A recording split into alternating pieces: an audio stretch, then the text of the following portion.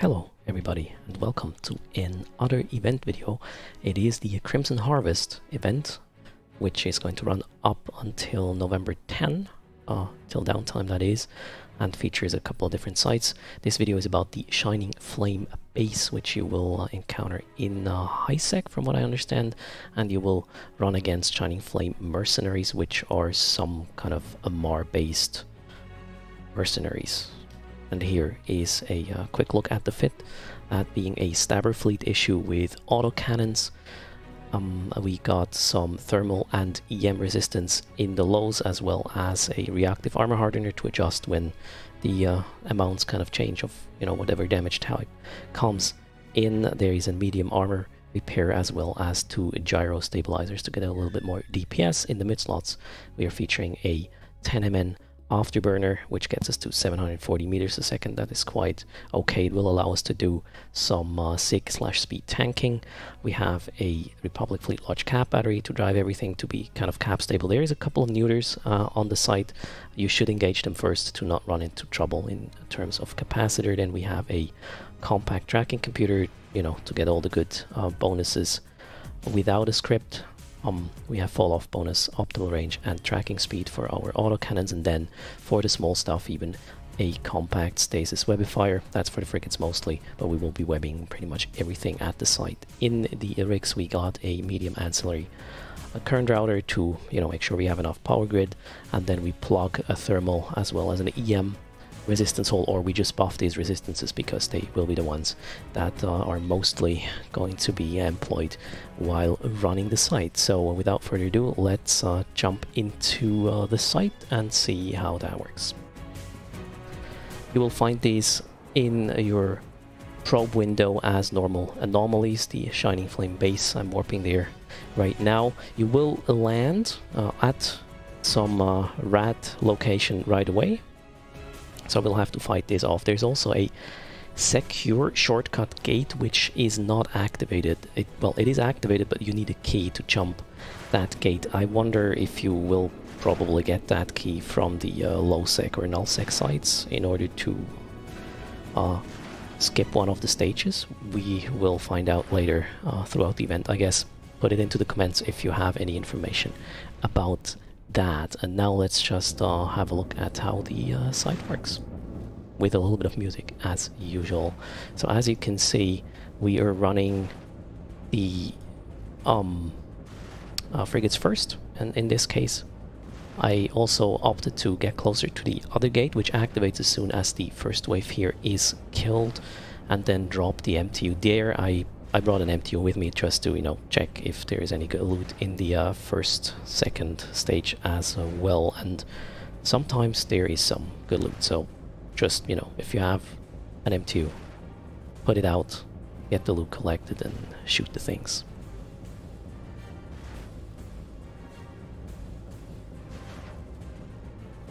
There's not much to say about these rats. The Ogor goes down a bit quicker, the Omen has a bit more tank. As for ships you should use to run these sites, the patch notes are stating you should use battle cruisers or battleships. I found though that the stabber fleet issue does the trick just fine. The fit you see here on screen is about 170 mil.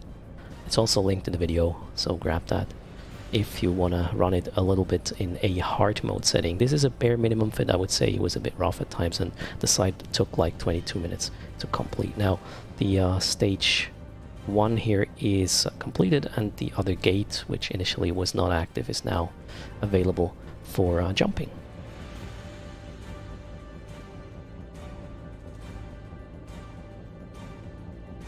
As you can see, there were some war clone banks with the initial stage loot, so don't miss out on that. I have no clue what that is, but it's probably going to be important at some point. Let's see what stage 2 has to offer.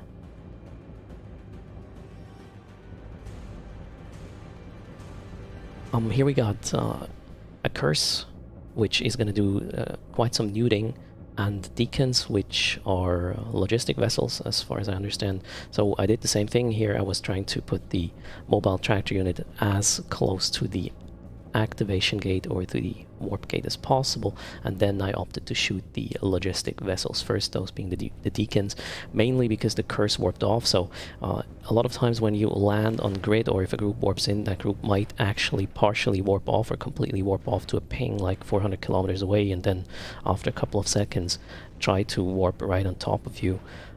You have to, well, just deal with that. Also, you might see that drone aggro is quite real. In previous takes, I actually lost a couple of them.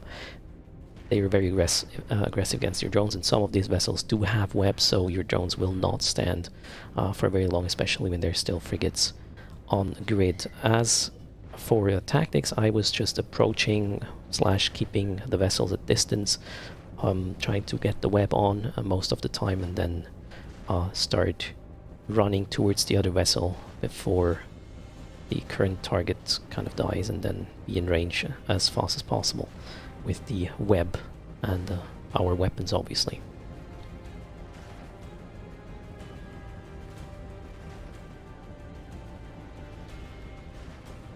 At the second stage, there is 3 groups, but it seems you can skip the third group, so the gate activates after you kill the second spawn, which is gonna pop up in a moment here. You might want to be close to the gate and have wrapped up the mobile tractor unit business, because the third spawn might contain some disruptors, so you couldn't enter warp even though the gate is active. Get ready for, well, skipping the third spawn, or maybe it is worth waiting for it in terms of loot. I don't know. And here I kill the curse again, and well, until all these rats blow up, we will have some music.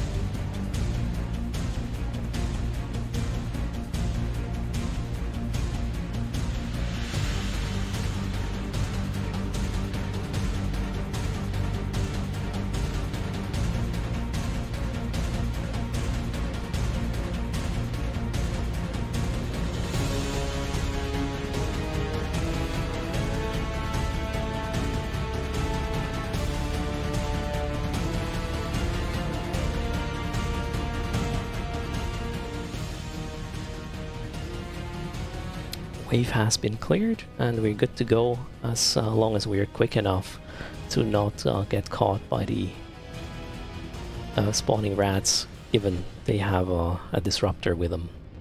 And this here being the last stage already, you have an initial group being there while you land on grid, but a couple of them, or most of them, will actually warp off and ping back to you. So this might take a little bit of time until you can actually start shooting things. In my case, the frigates actually stayed.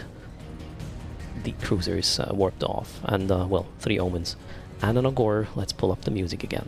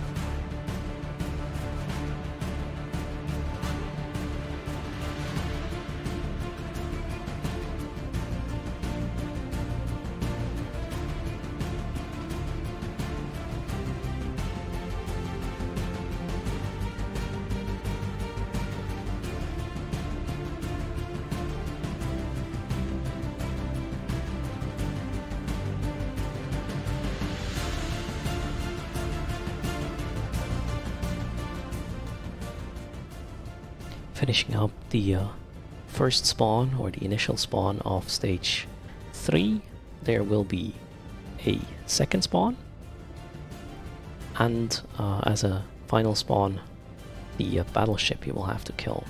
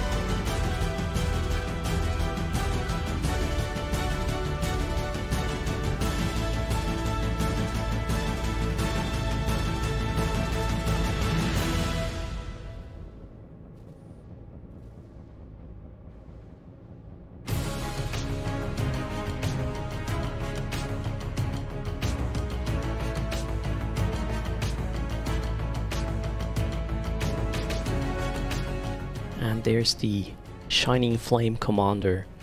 He has quite some HP.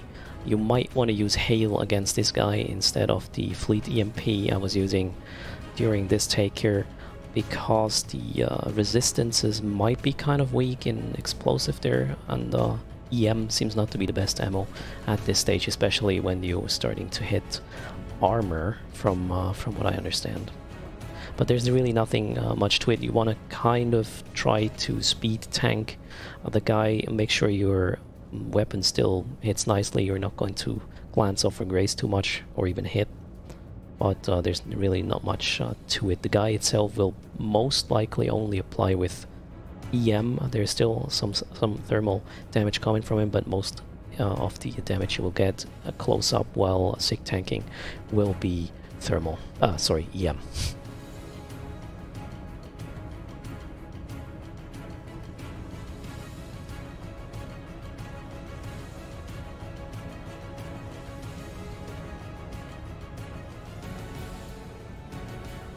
Alright, we almost got him. Let's have a quick peek at the loot. And that was the Shining Flame base part of the Harvest event. Thanks for watching, everybody.